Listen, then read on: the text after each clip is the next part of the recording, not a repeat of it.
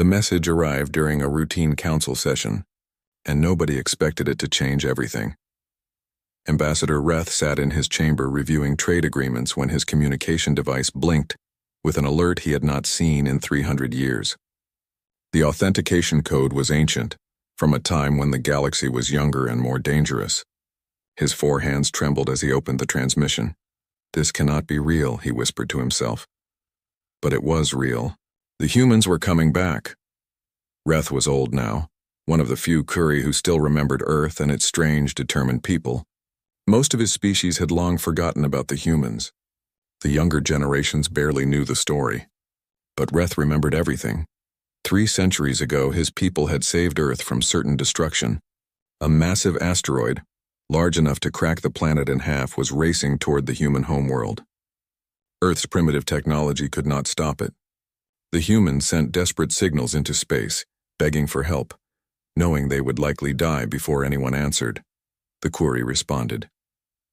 They were the closest species with the technology to help. Their colony ship, the Endless Dawn, diverted from its mission. 50,000 Kuri aboard that ship used their gravity well generators to pull the asteroid away from Earth. The effort tore their ship apart. All 50,000 died, but Earth survived. The humans wept. They offered everything they had in payment. But the Kuri asked for something different. They had watched humanity for decades and saw something that frightened them. Humans were brilliant and innovative, but also violent and unpredictable. Wars covered their planet. They fought each other with terrible weapons. The Kuri worried what would happen when such a species reached the stars, so they asked for time. Humanity would quarantine itself to its own solar system for 300 years. No contact, no expansion, time to grow, to mature, to learn peace. The humans agreed, though it clearly hurt them to accept such terms. Most species in the galaxy assumed humans would break the agreement within decades. But they did not. 300 years passed and humanity remained silent, locked away in their single star system. Eventually everyone forgot about them. New powers rose. The galaxy moved on, until today. Reth brought the message to the Galactic Council immediately. The chamber fell silent as he played the transmission. Director Fenn, a gray-skinned Hillrock with 6 eyes, listened with obvious irritation. "This is irrelevant," Fenn said, waving one thin arm dismissively. "The humans are probably extinct by now. This is likely an automated signal." "You do not understand," Reth replied. "I met them. I spoke with their leaders after the Endless Dawn fell. They made a promise." "Promises mean nothing after 3 centuries," another council member said. "To humans, promises mean everything," Reth insisted. The debate continued for hours. Finally, they agreed to send a probe to the edge of human space just to confirm the message was real. Reth insisted on going himself. Something in his heart told him this was important. 3 days later, Reth's ship emerged at the border of Earth's solar system. What he saw made his blood run cold. A vessel waited there, sleek and dark, unlike anything in the Galactic Council's fleets. It was not large, perhaps carrying no more than 100 crew members. But something about its design spoke of purpose and barely contained power. The communication request came immediately. Reth accepted. A human woman appeared on his screen. She had dark skin, short hair, and eyes that seemed to look right through him. She wore a simple uniform with no decorations except a single patch showing Earth against a field of stars. "Ambassador Reth," she said, and her voice was steady and calm. "My name is Anne Brooks. I speak for humanity." "I did not expect you to honor the agreement," Reth admitted. Anne smiled slightly. "We gave our word. 300 years ago, your people saved every man, woman, and child on Earth. 50,000 Kuri gave their lives for us. We could never forget that. Every human child learns their names in school. We remember." Reth felt something tighten in his chest. "The galaxy has changed. My people have changed. We are not what we once were."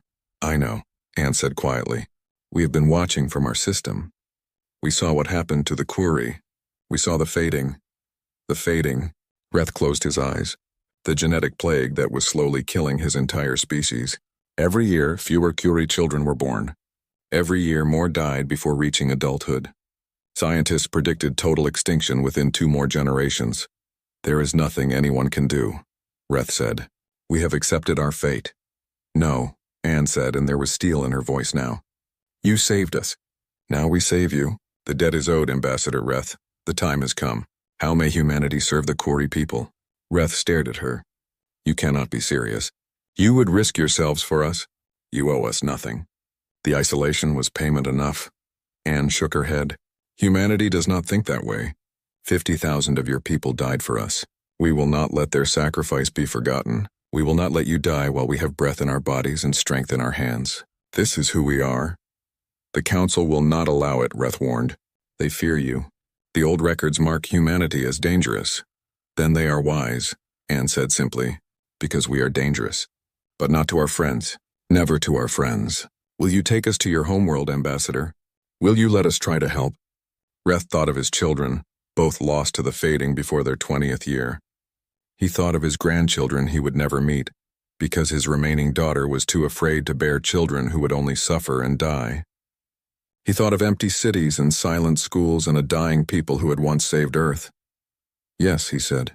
I will take you home. Anne nodded once. Then we begin. Send word to your matriarch. Tell her humanity has come to repay its debt. The transmission ended. Reth sat in his chair staring at the dark space where Anne's image had been. He did not know if humans could really help. But he knew one thing with absolute certainty. The galaxy had forgotten what humans were capable of when they cared about something. When they bonded with something. When they decided something was worth protecting, the galaxy was about to remember, and Reth suspected many would regret that reminder before this was over. News traveled fast in the Galactic Council, and fear traveled even faster. Within hours of Reth's transmission, every major species knew that humanity had emerged from isolation. Emergency sessions were called. Ancient files were pulled from archives, and slowly, the younger species began to understand why the old ones looked so worried. Director Fenn stood before the assembled council, projecting data onto the central display. His 6 eyes blinked rapidly, a sign of his agitation. I have reviewed the human files, he announced. What I found is deeply concerning. The display showed Earth rotating slowly. Red warnings covered the image. Humanity comes from a Class 12 death world, Fenn continued. For context, most species evolve on Class 3 or 4 worlds. Anything above Class 8 is considered uninhabitable. Murmurs spread through the chamber. A Class 12 world meant Earth was barely survivable even for its native species. The gravity is crushing, Fenn read from the file. The atmosphere is corrosive. The weather patterns are violent and unpredictable. The native predators are massive and numerous.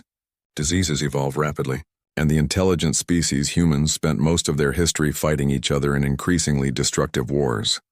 A council member from the Dreth Collective spoke up. Surely they have evolved past such violence. Reth, sitting in his designated area, laughed bitterly. You do not understand. Humans did not succeed despite their world. They succeeded because of it. Every challenge made them stronger. Every threat made them smarter. Every loss made them more determined. Fenn nodded reluctantly.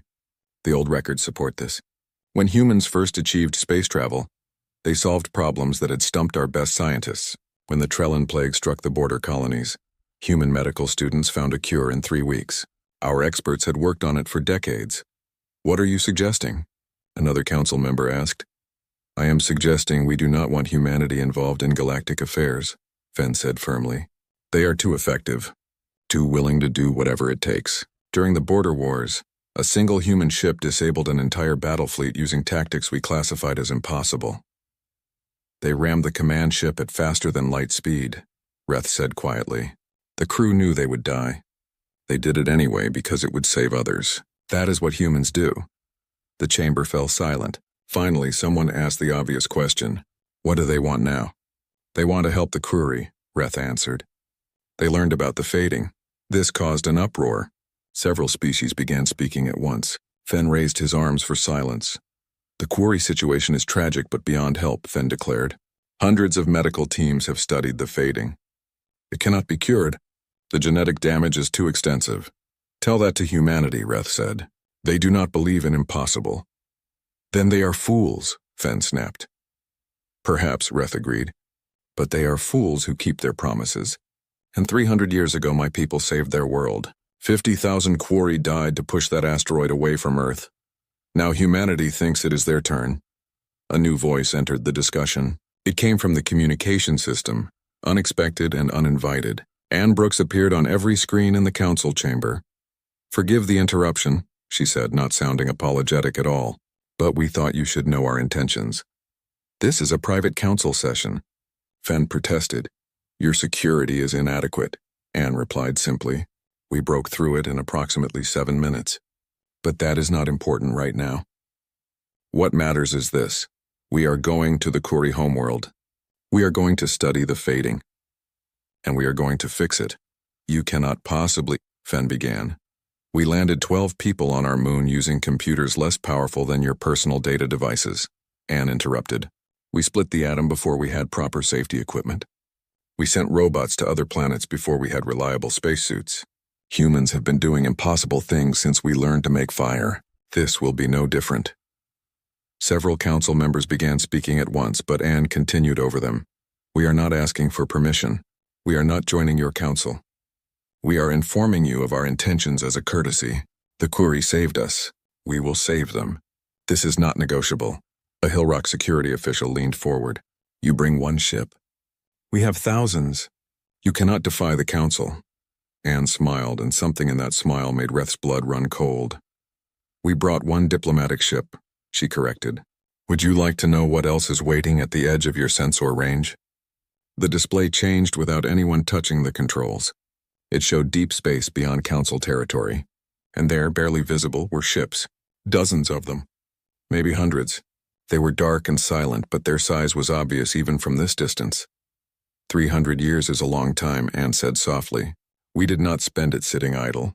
We built, we advanced, we prepared, because we learned a hard lesson in our history. Hope for peace, but prepare for war. We hoped we would never need these ships. We hoped the galaxy would be kind, but we prepared anyway." "This is a threat," Fenn accused. "No," Anne said firmly. "This is a promise. We will help the Kuri. Anyone who tries to stop us will regret it. But understand this too, we seek no territory. We want no power. We only want to repay a debt. Help us or stay out of our way. Those are your options." The transmission ended. The council chamber erupted in chaos. Some demanded military action. Others called for negotiation. A few suggested doing nothing and hoping the humans would fail. Reth stood slowly. His old bones ached, and his heart beat irregularly because of the fading already affecting him.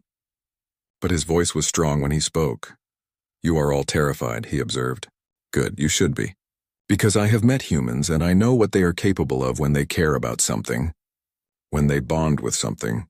When they decide something is worth protecting." "What are you saying?" Fenn demanded. "I am saying that 300 years ago we saved them, and whether you like it or not, they now consider us theirs. And humans protect what is theirs with a ferocity that no other species can match. They do not give up. They do not accept defeat. They will tear apart stars if that is what it takes." "That is insane," someone muttered. "Yes," Reth agreed. "That is what makes them so dangerous, and so valuable as friends. Now, if you will excuse me, I have a transmission to send to my matriarch. The humans are coming home with me, and she deserves to know." He left the chamber. Behind him, the council continued arguing. But Reth knew it did not matter what they decided. Humanity had made up its mind, and when humans made a decision, the universe itself seemed to bend to accommodate them. His only hope was that his people could be saved before humanity reminded the galaxy why Deathworlders should never be underestimated, or worse, why they should never be made into enemies. Khan had once been the jewel of its sector, a world of soaring cities and billions of voices singing in harmony. Now it was a graveyard waiting to be filled. Anne stood at the viewport of her ship as they approached the Kuri homeworld. The planet below was beautiful, with blue oceans and green continents, but something felt wrong. The city lights were too sparse. The orbital traffic was almost non-existent. This was a civilization slowly going dark. "Population?" she asked quietly. Dr. Henry Okoye checked his data tablet. He was a tall man from Lagos with steady hands and kind eyes that had seen too much suffering. 193 million Kuri remaining, down from 14 billion at their peak. Anne closed her eyes briefly. 14 billion to less than 200 million. An entire species dying in slow motion. "How long do they have?" she asked, "at current rates?" 40 years until the last Kuri dies, Henry answered. "But it will get faster toward the end. Cascade failures always do."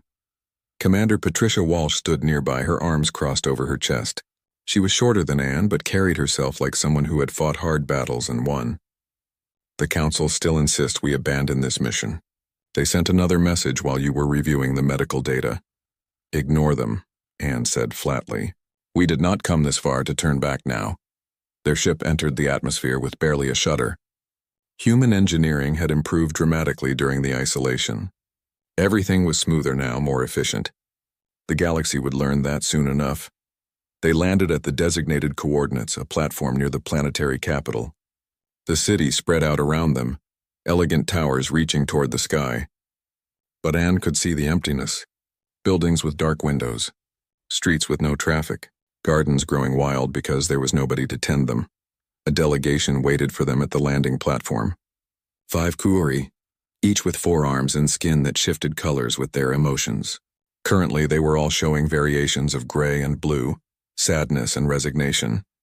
The central figure was clearly the eldest. She stood straight despite her obvious age, and her eyes held depths of sorrow that made Anne's chest ache. I am Matriarch Selah, she said in perfect English. Welcome to Khan, Ambassador Brooks, though I confess I do not understand why you have come. Anne stepped forward and did something that made her human crew stiffen in surprise. She dropped to one knee and bowed her head. 50,000 of your people died to save mine, Anne said clearly. We remember every name. We tell every child. We carved their names on a monument that covers 3 square kilometers. We have not forgotten, Matriarch Selah. We will never forget. The matriarch's colors shifted to something softer, touched with gold, surprise perhaps, or hope, though Anne suspected the Kuori had little of that left. Please stand, Selah said gently. You owe us nothing. The debt was paid by your 3 centuries of isolation. That was the agreement. Anne rose and looked the matriarch directly in her large, luminous eyes. With respect, matriarch, humans do not think that way. Your people saved us. Now we save you. It is simple. The fading cannot be cured, Selah said, and her voice carried the weight of years of grief. We have tried everything. Our best scientists, the Council's medical teams, researchers from a dozen species, all have failed. We have accepted what is coming. We have not accepted it, Anne replied. Dr. Okoye is the finest genetic specialist Earth has produced. His team solved the Cairo plague in 4 months. They rebuilt the European genome after the disaster. If anyone can help you, they can. Henry stepped forward, offering a respectful bow. Matriarch Selah, I will need complete access to your medical facilities, genetic databases, and current patients. I need to see everything. You will have it, Selah agreed, though I caution you not to hope too much. This has broken the hearts of many brilliant people. Then it is fortunate that humans are stubborn, Henry said with a slight smile. We do not break easily. The matriarch led them through the city. Anne tried not to stare at the empty buildings, the silent streets, the parks where no children played. This was what extinction looked like when it came slowly enough to see. They reached the central medical facility, a massive structure that could have held thousands of patients. Now it housed perhaps 100. The Kuori did not waste resources on lost causes. Henry and his team disappeared into the research wing immediately, already requesting data, samples, and detailed genetic maps. Anne stayed with the matriarch, walking through gardens that were barely maintained. Why do you really care? Selah asked after a long silence. Your people are safe. Your world thrives. We are strangers to you now. My grandmother told me a story, Anne said softly. When the endless dawn fell, when your people died to save us, Earth watched. Every human being who could see a screen watched your ship tear itself apart to push that asteroid away. My grandmother said the entire planet wept. Strangers embraced in the streets. Enemies put down their weapons, because 50,000 people we had never met just died to give us a future. She turned to face the matriarch fully. That changed us. It showed us what we could be, what we should be. We spent 300 years becoming worthy of that sacrifice. We ended our wars. We healed our planet. We built a society based on the principle that life is precious. All life and worth fighting for. You gave us that, matriarch. You and your 50,000 martyrs. Selah's colors shifted again, cycling through emotions too complex to name. We do not have the resources to pay you, she said quietly. We do not want payment, Anne replied. We want you to live. That is all. 3 days passed. Henry and his team barely slept. diving deep into Kuri genetics with the intensity that only humans could sustain. Anne watched them work, saw them argue and theorize and test. She saw them get frustrated and push through anyway. On the fourth day, Henry came to her with an expression she could not read. "I found something," he said. "Anne, you need to see this." They gathered in a secure room. Just Anne, Henry, Patricia, and matriarch Sela. Henry projected his findings onto a display that showed DNA sequences and complex genetic structures. "The fading is not natural," he said without preamble. "It is artificial. Someone designed this." The room went completely silent. Sela's colors drained to pure white, shock rendering her speechless. "Explain," Anne said, her voice dangerous and low. "The genetic damage follows a pattern," Henry continued. "It is too precise to be random mutation. Someone introduced a biological agent into the Kuri population approximately 287 years ago. It was designed to integrate into their DNA and cause slow, cascading failures. But here's the important part. It was designed to look natural, to hide. Whoever did this wanted the Kuri to die thinking it was just bad luck." Patricia swore in 3 languages. Anne felt cold rage settling into her bones. "Can you trace who did this?" she asked. "I can," Henry confirmed. "The biological markers are specific. They match the genetic engineering techniques of only one species." He changed the display. A new image appeared showing a species Anne did not recognize. Tall, thin beings with crystalline skin and multiple sensory organs. "The Vash Concordate," Henry said. "They did this. They murdered your people slowly, Matriarch Sela, and they made sure it would take so long that nobody would discover the truth until it was too late." Sela sank into a chair, her 4 arms trembling. "Why, what did we ever do to them?" "That does not matter," Anne said, and her voice carried a promise that made even Patricia take a step back. "What matters is this: they hurt our friends. They tried to exterminate an entire species, and they thought they would get away with it." She looked at Henry. "Can you cure it?" "Yes," he said without hesitation. "Now that I know what I am looking for, yes. It will take time, but I can create a treatment." "Good," Anne said. "Do it. Patricia, send word to Fleet Command. We have new orders." Patricia smiled, and it was not a pleasant expression. "What orders would those be, Ambassador?" Anne turned back to the display showing the Vash Concordate. Her eyes were hard as steel, and her voice was calm in the way that humans got when they were truly, deeply angry. "We are going to visit the Vash. We are going to have a conversation about what they did, and then we are going to teach the galaxy a lesson it should have learned 300 years ago." "What lesson is that?" Sela asked in a whisper. Anne looked at her, and the matriarch saw something in those human eyes that was both terrifying and strangely comforting. "Do not ever hurt our friends." The human fleet materialized at the edge of Vash space like ghosts becoming solid, and the galaxy held its breath. Admiral Derek Stone stood in the command center of his flagship, the Endless Dawn, named in honor of the Kuri ship that had saved Earth so long ago. He was a weathered man in his 50s with gray hair and scars that spoke of hard training in Earth's brutal environment. Around him, his crew worked with quiet efficiency. "Status report," he ordered. 47 ships accounted for," his tactical officer replied. "All systems green. We are holding position exactly 1 light minute from the Vash border." "Good," Derek said. "Open a channel. Broadcast on all frequencies. I want every Vash with a receiver to hear this." The communications officer nodded. "Channel open, Admiral." Derek took a breath and then spoke, his voice carrying across the void of space. "This is Admiral Derek Stone of the Earth Defense Fleet, speaking to the Vash Concordate. 287 years ago, you introduced a biological weapon into the Kuri population. You murdered billions slowly, carefully, thinking nobody would ever discover your crime. You were wrong." He paused, letting that sink in. Across Vash space, billions of crystalline beings were receiving this message. He wanted them all to hear what came next. "The Kuri are our friends. They saved humanity when we could not save ourselves, and you tried to exterminate them. So here is what will happen now. You will surrender every individual involved in creating and deploying that biological weapon. You will provide full documentation of your crime. You will do this within 12 hours. If you refuse, we will come and take what we want, and you will not enjoy the process." The transmission ended. Derek turned to his officers. "Now we wait." On the Vash homeworld, the Leadership Council gathered in emergency session. They were panicking. which was unusual for a species known for their cold logic and careful planning. Supreme Coordinator Vesh stood at the head of the council chamber, his crystalline body reflecting the harsh lights. "How many human ships?" 47, his military advisor reported. "Small by our standards. We have 600 warships that can be mobilized within hours." "Then why are you all acting like this is a crisis?" Vesh demanded. An older council member, one who had access to the ancient records, spoke up. "Because they are humans. Because they come from a death world. Because everything in our intelligence files says we do not want to fight them." "That is superstition," Vesh snapped.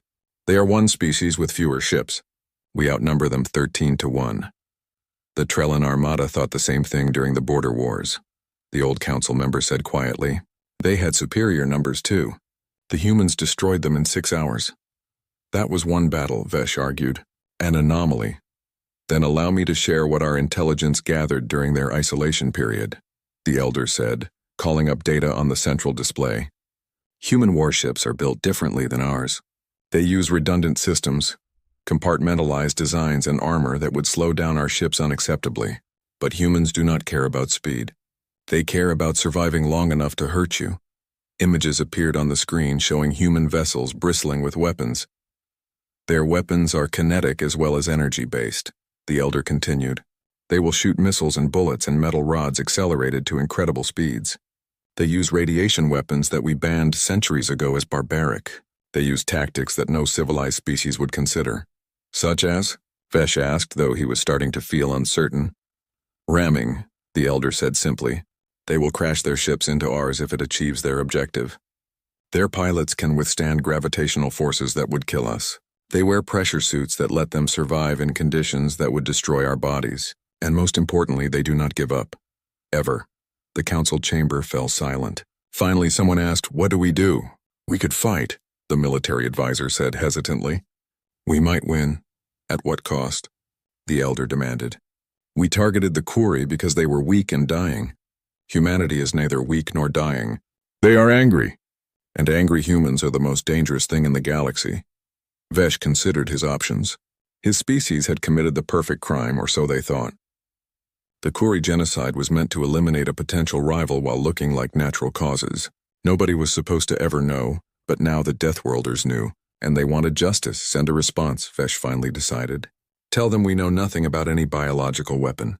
Tell them their accusations are baseless. Tell them to leave our space immediately or face military action." The elder made a sound of dismay, but the message was sent. 12 hours passed. The human fleet did not move. They simply waited at the border, dark and silent. Then, precisely when the deadline expired, they attacked. The Vosh had mobilized their fleet, 600 warships arranged in a defensive formation around their homeworld. They were ready. They had superior numbers and fighting positions. They were certain they could repel the humans. They were catastrophically wrong. The human ships came in fast, faster than the Vosh expected. They did not slow down or maneuver elegantly. They just charged straight at the defensive line like predators that had spotted prey. The Vosh opened fire with their energy weapons, sophisticated beams designed to disable ships without destroying them. Civilized warfare meant to minimize casualties. The beams struck human shields and armor and did almost nothing. The human ships just kept coming. Then the humans returned fire, and the Vosh learned what uncivilized warfare looked like. Missiles flew in swarms, hundreds of them, overwhelming the Vosh point defense systems. Kinetic rounds, simple metal slugs accelerated to tremendous speeds, punched through Vosh shields like they were not even there. And then came the radiation weapons, flooding the void with lethal energy that the Vosh had no protection against. Within the first hour, the Vosh lost 80 ships. "The humans lost too. Pull back," Vesh ordered desperately. "Regroup at the secondary line." But the humans did not give them time to regroup. They pressed the attack relentlessly, pursuing fleeing Vosh ships and destroying them with brutal efficiency. Human pilots pulled maneuvers that should have killed them, their ships spinning and diving in ways that exploited every weakness in the Vosh formations. A Vosh commander tried to ram a human ship, thinking to match their tactics. The human vessel simply fired thrusters at the last second, dodged and shot the Vosh ship's engines out. It drifted helplessly while the humans moved on to other targets. 6 hours into the battle, the Vosh fleet was broken. Ships fled in all directions. Some tried to surrender, but the humans seemed not to hear them. They just kept shooting, kept advancing, kept destroying. Derek watched from his command center as the Vosh defenses crumbled. "Cease fire on ships broadcasting surrender," he ordered. "But continue disabling their military installations." "Sir, the Council is requesting immediate negotiations," his communications officer reported. "Tell them they had their chance," Derek replied coldly. "Now they get to watch what happens when you murder our friends." The human fleet descended on the Vosh homeworld, but they did not attack the cities or civilians. Instead, with surgical precision, they destroyed every military base, every weapons factory, every shipyard. They used orbital strikes and precise missile attacks, turning the Vosh military infrastructure into rubble. The Vosh could only watch in horror as 3 centuries of military buildup was dismantled in less than a day. Finally, when every warship was disabled or destroyed, when every military installation was smoking ruins, Derek opened a new channel. "The killing is over," he announced, "but the reckoning has just begun. You will surrender every individual involved in the Kuri genocide. You will hand over all research, all documentation, all evidence. You will do this within 6 hours. If you refuse, we will start dismantling your civilian infrastructure, your power plants, your water treatment facilities, your communication networks. We will not kill your people, but we will send you back to the Stone Age. The choice is yours." This time the Vosh did not refuse. They could not afford to. Coordinators Vesh himself led the delegation that came to the human flagship, carrying data crystals with all the information the humans demanded. His crystalline body was dim with shame and fear. Derek met him in the docking bay, surrounded by human marines in powered armor. They were shorter than the Vosh, but somehow seemed larger, more dangerous. "Why?" Vesh asked quietly. "Why do you care so much about the Kuri? They are not even your species." Derek looked at him with cold contempt. "Because they saved us when we needed saving. Because they showed us what we could be. Because when you care about someone, really care, you protect them. You clearly do not understand that concept." "We were protecting ourselves," Vesh protested. "The Kuri were becoming too powerful. So you tried to kill them all," Derek said flatly. "You know what we call that on Earth? We call it genocide.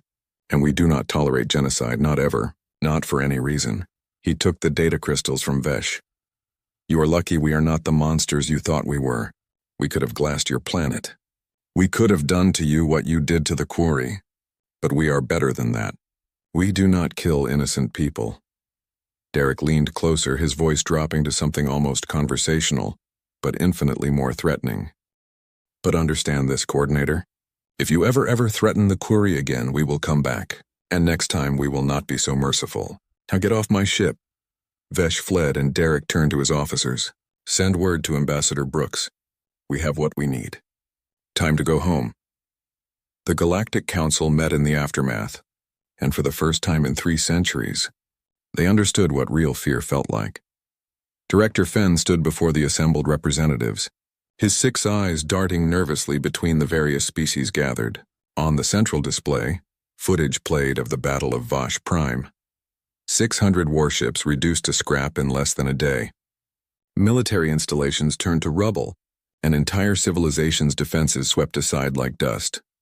"This cannot stand," declared Representative Corvin of the Dreth Collective. "Humanity has committed an act of war against a council member species. They must be sanctioned, their fleet must be dismantled, they must be what?" Reth interrupted, his voice sharp. "Fought, destroyed? Please, Representative Corvin, tell us how you plan to accomplish what 600 Vosh warships could not." Corvin fell silent. Nobody had an answer to that. Another representative spoke up, a cautious being from the Helix Federation. "They used radiation weapons. Those were banned under the Civilized Warfare Accords." "Humanity never signed those accords," Reth pointed out.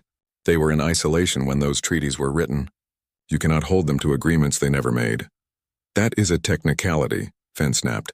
"No," Reth said firmly. "That is reality. Humanity operates under their own code, their own ethics, and frankly, after reviewing the evidence they provided about the Vosh genocide, I believe their actions were justified." This caused an uproar. Multiple representatives began shouting at once. Fenn raised his arms for silence. The Vosh situation was an internal matter, Fenn argued. The Kuri decline was tragic, but not the concern of outsiders. The Vosh deliberately exterminated billions of innocent beings, Reth countered. They used a biological weapon designed to hide their crime. And you call this an internal matter? You call genocide something we should ignore? The humans had no authority to act, someone else insisted. The humans had every right to act, Reth shot back. They were protecting their allies. Or do you not understand what that word means anymore? A new voice entered the discussion. The display changed to show Ann Brooks, once again hijacking their secured communication system as easily as someone might open a door. "Good morning, council members," she said pleasantly. "I thought you might like to know what humanity plans to do next." "Get out of our systems," Fen demanded. "Your security is still terrible," Ann replied. "You should really invest in better encryption." "But that is beside the point. I am here to inform you that Dr. Okoye has successfully developed a treatment for the fading. Within 6 months, every Kuri will be cured. Their population will stabilize and begin growing again. The genocide attempt has failed." For a moment there was stunned silence. Then the chamber erupted in questions.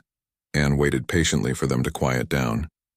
"The treatment is based on human genetic engineering techniques. It is safe, effective, and permanent. We will provide it freely to the Kuri, asking nothing in return." "The debt is repaid, just like that?" someone asked suspiciously. "You save them and ask for nothing?" "We save them because they saved us," Anne said simply. "That is how friendship works. At least that is how human friendship works. Perhaps you do things differently." Fen leaned forward. "What about the Vosh? You crippled their military. You humiliated them before the entire galaxy. What do you expect us to do about that?" Anne's expression hardened. "The Vosh committed genocide. They murdered billions. We provided you with complete evidence of their crimes. What you do with that information is your business. But humanity wants you to understand something very clearly." She paused, making sure every representative was paying attention. "We are not your enemies. We do not want to conquer you or rule you. We simply want to live in a galaxy where friends protect friends, where the strong defend the weak, and where genocidal monsters face consequences for their actions. If you can provide that, we will be happy to cooperate with you. If you cannot, we will do what needs to be done ourselves." "That sounds very much like a threat," Corvin observed. "It is a promise," Anne corrected. "The galaxy has forgotten what it means to stand up for something, what it means to put your life on the line for someone else, what it means to keep your word even when it is difficult. Humanity remembers. We learned it from the Kuri 300 years ago when they sacrificed 50,000 lives to save us." She leaned closer to the camera. "You are also focused on laws and territories and political concerns. You have forgotten about justice, about honor, about doing what is right simply because it is right.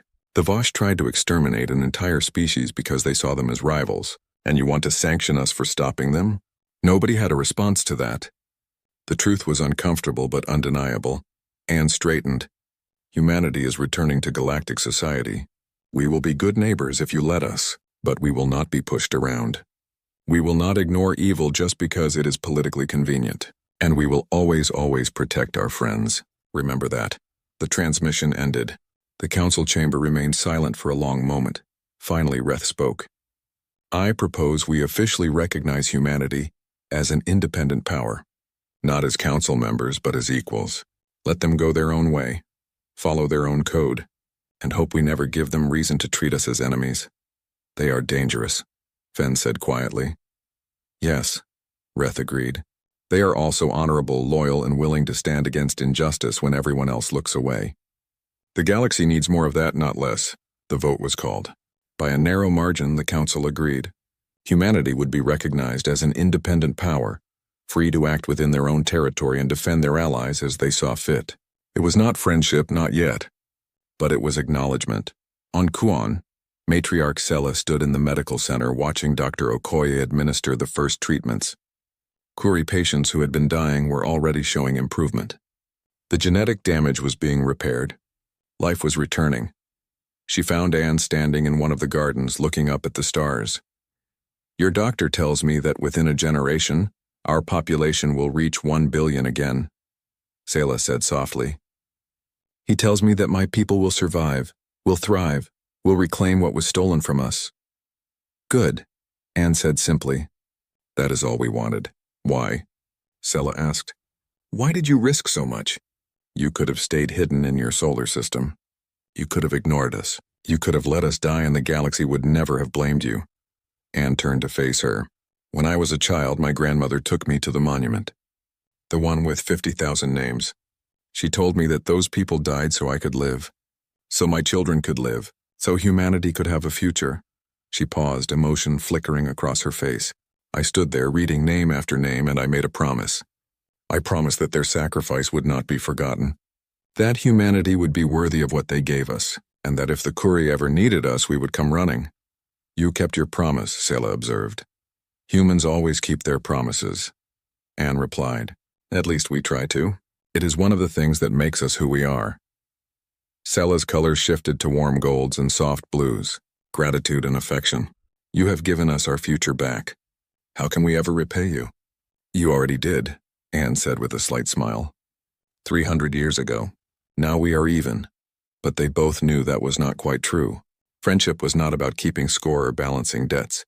It was about standing together, protecting each other and building something better than what came before. Across the galaxy, species watched and whispered. Humanity had returned, and they had returned with a vengeance. They had crushed a major military power in hours. They had defied the Galactic Council. They had saved a dying species just because they felt it was the right thing to do. Some species feared them. Some admired them. Some began to wonder if perhaps humanity might help them too, if they were in trouble. And on Earth, people celebrated. Their ambassadors had fulfilled the promise made 3 centuries ago. The debt was repaid. But more than that, humanity had announced to the galaxy that they were back. They were strong and they would not tolerate injustice. The age of human isolation was over. The age of human influence had just begun, and the galaxy would never be the same. 5 years passed and the galaxy learned to live with humanity's presence. The change was gradual but undeniable. On-con cities that had been dark for decades blazed with light again. Children played in parks that had been silent graveyards. The population passed 1 billion and kept climbing. Dr. Okoye's treatment had worked even better than predicted, and the Kuri were rebuilding with the enthusiasm of a species given a second chance at life. Matriarch Selah stood on a balcony overlooking the capital city, watching the traffic flow through streets that had been empty just a few years ago. Beside her stood Anne Brooks, older now but still carrying herself with that quiet confidence that humans seem to possess. We are naming a city after your grandmother, Selah said, and a university after Dr. Okoye, and a star system after Admiral Stone. We want to remember. We would be honored, Anne replied. But you do not owe us anything more. This is not about owing, Selah said gently. This is about gratitude, about friendship, about never forgetting that when we needed help, humanity came running. On the streets below, Kuri and humans walked together, working on reconstruction projects and scientific research. The two species had formed a bond that surprised both of them. Humans found the Kuri to be thoughtful and creative. Kuri found humans to be energetic and innovative. Together they were accomplishing things neither could manage alone. The Council has been sending envoys, Anne mentioned. They want to discuss formal treaties. Will you agree? Selah asked. Anne smiled slightly. Maybe, on our terms. We will not join the Council, but we are willing to establish diplomatic relations, trade agreements, defense pacts with species who share our values. The Vosh situation still troubles them, Selah observed. The Vosh Concordat had been placed under sanctions by the Galactic Council once the evidence of genocide became undeniable. Their military was still crippled, their leadership had been replaced, and they were paying reparations to the Kuri. It was not perfect justice, but it was something. The Vosh needed to learn a lesson, Anne said firmly. You cannot just kill people because it is convenient. Actions have consequences. Some species think humanity is too violent, Selah said. Some species think mercy is the same as weakness, Anne countered. We showed them it is not. We could have destroyed the Vosh completely. We chose not to. We gave them a chance to change, to be better. That is not violence. That is justice with compassion. A young Kuri approached them. One of the children born after the cure was distributed. She held a data tablet and looked nervous but determined. Ambassador Brooks? She asked in careful English. I am writing a report for school about the Endless Dawn. The human ship, I mean. Could you tell me why you named your flagship after our colony vessel? Anne knelt down to the child's level, her expression softening. Because we wanted everyone to remember what your people did for us. The original Endless Dawn carried 50,000 Curie who sacrificed everything to save Earth. Our ship carries that name to honor them, and to remind us why we are here. My teacher says humans always remember their debts, the child said. Your teacher is right, Anne confirmed. We do, but more than that, we remember our friends. And the Curie will always be our friends. The child smiled and ran off to finish her report. Selah's colors shifted to warm gold. You are good with younglings, she observed. I have 3 nieces back home, Anne said, standing. They ask me questions all the time. It is good practice. They stood in comfortable silence for a moment, watching the city live and grow. Then Selah spoke again. Other species are starting to approach us, not the council but individual worlds. They ask if humanity might help them too. We are aware, Anne said. A mining colony having trouble with pirates. A research station that needs medical assistance. A diplomatic dispute that threatens to become a war. They all want the humans to step in. Will you? Selah asked. Anne considered the question carefully. We will help when we can. When it is right. When the cause is just. But we will not become the galaxy's police force. We are not here to rule anyone or solve everyone's problems. We are here to be good neighbors and stand up against real injustice. The galaxy is not used to that, Selah said. They are used to either conquerors or indifferent observers. You are neither. We are friends, Anne said simply. We help our friends. And we make friends easily. That is the human way. Later that evening, Anne recorded her regular report to Earth. She sat in her quarters aboard the diplomatic station, surrounded by gifts from various species who had reached out to humanity over the years. Books, artwork, technological marvels. Each one represented a potential friendship, a possible alliance. This is Ambassador Anne Brooks' 5th-year report from Curie Space, she began. The Curie population is now at 1.3 billion and growing steadily. All traces of the fading have been eliminated from their genetic code. They are thriving. She paused, gathering her thoughts.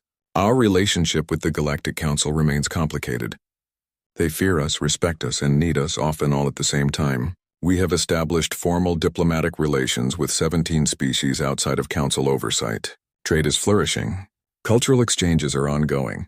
And most importantly, we have prevented 3 conflicts from escalating into war simply by offering to mediate. Anne leaned back in her chair. The galaxy is learning that humanity will not be ignored or controlled. But they are also learning that we are not their enemies. We seek partnership, not domination. We offer help, not conquest. And we absolutely will not tolerate genocide, slavery, or other crimes against sapient beings. She smiled slightly. Some call us the Death World Protectors now. They mean it as a warning, but I think it is accurate. We came from a harsh world, and we learned to protect what is ours. Now the galaxy is ours too, in a way. Not to own, but to care for, to defend, to make better. Anne finished her report and sent it on its way to Earth. Then she walked to the observation window and looked out at the stars. Somewhere out there, in thousands of systems, species were living their lives. Some in peace, some in conflict, some thriving, some struggling. And now, for the first time in 300 years, humanity was part of that great galactic community, not as conquerors or subjects, but as equals, as friends, as people who remembered their debts and kept their promises. A chime sounded. Reth was requesting a meeting. Anne smiled and accepted. The old Curie had become one of her closest friends over the years, a bridge between human and galactic thinking. He entered her quarters, his colors showing pleasure at seeing her. Good evening, Anne. I hope I'm not disturbing you. Never, Anne assured him. What brings you by? Reth settled into a seat designed for his 4-armed body.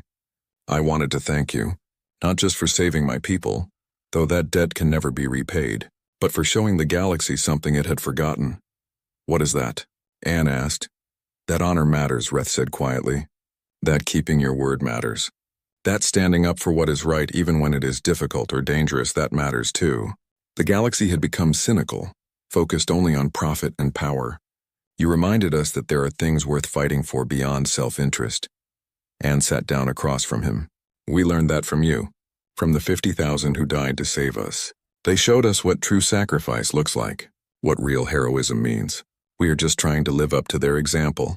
And you have, Reth assured her, more than you know. Do you know what young Curie say now when they face something difficult? Anne shook her head. They say, what would a human do? Reth smiled. They mean it as inspiration. Humans do not give up. Humans find a way. Humans protect their friends no matter the cost. You have become our example of what courage looks like. That is a heavy responsibility, Anne said softly. Yes, Reth agreed. But if anyone can bear it, humans can. You were forged in fire on a death world. You survived and thrived despite every challenge. Now you use that strength to help others. There is no greater calling. They talked for hours, discussing plans and dreams and possibilities. The Kuri wanted to establish a joint research program with humanity. Several other species were interested in defense treaties. And there were rumors of a species in the Outer Rim facing extinction from a natural disaster, hoping humanity might help. When Reth finally left, Anne stood at the window again, looking out at the vast universe. 5 years ago, she had come to Kuon expecting to study a dying species and maybe ease their final days. Instead, she had helped save them. Instead, humanity had announced its return to the galaxy in a way nobody could ignore. The debt was repaid. The Kuri would live. And humanity had shown the galaxy that Deathworlders were not just dangerous. They were also loyal, honorable, and willing to fight for what was right. Some species feared that. Some admired it. But everyone understood it now. Anne touched the glass, feeling the cold surface beneath her fingers. Out there, across countless stars, other species were watching humanity, wondering what these strange apes from Earth would do next, wondering if humanity might help them too. And the answer, Anne knew, would always be the same. If you need us, we will come. If you are our friend, we will protect you. If you threaten innocent lives, we will stop you. This is who we are. This is who we will always be.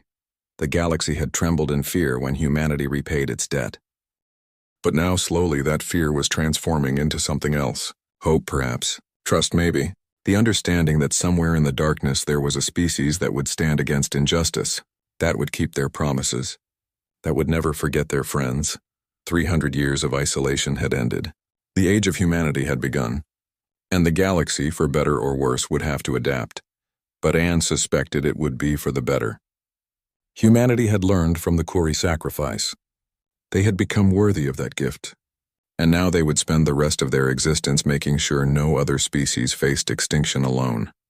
The debt was repaid. But the work, the real work of building a better galaxy, had only just begun, and humanity was ready.